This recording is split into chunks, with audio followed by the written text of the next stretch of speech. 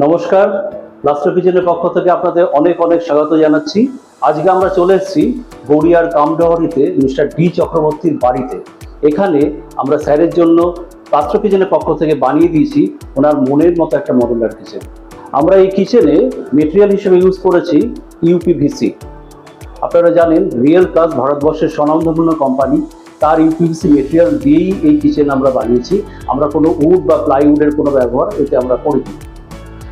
UPVC হচ্ছে 100% waterproof, 100% termite resistant and 100% fire retardant, and in this way we are saving crores of trees, so we are eco-friendly also. আমরা এই kitchen তৈরি করার সময় PVC শিটের উপরে ইউজ করেছি পিভিসি ল্যামিনেট, যেটা এই কিচেনের মজবুতি অর্থাৎ ডিউরেবিলিটি অনেক বাড়িয়ে দিয়েছে।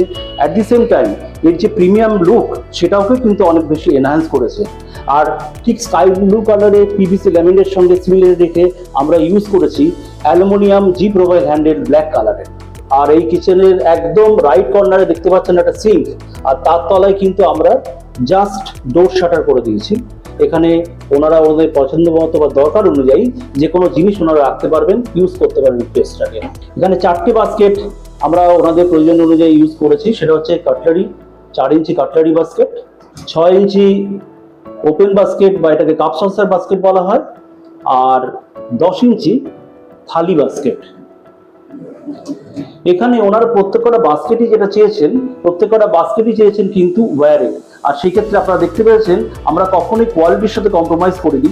আমরা ওনাদেরকে দিয়েছি গোদরেজ কোম্পানির ওয়্যার বাস্কেট, যাতে কোনোভাবেই এটা রাস্ট অ্যাটাক না করতে পারে। এবার চলুন আমরা দেখে নিই আপার পোর্শন অফ দি কিচেন, অর্থাৎ আপার ক্যাবিনেট পোর্শন।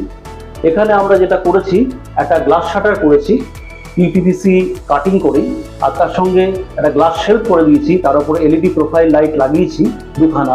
আমরা গ্লাস শাটার করেছি যেখানে ওনারা ক্রকারি সেট ওনারা রাখতে পারবেন। একটা ছোটোখাটো ক্রকারি ইউনিট আমরা বানিয়ে দিয়েছি।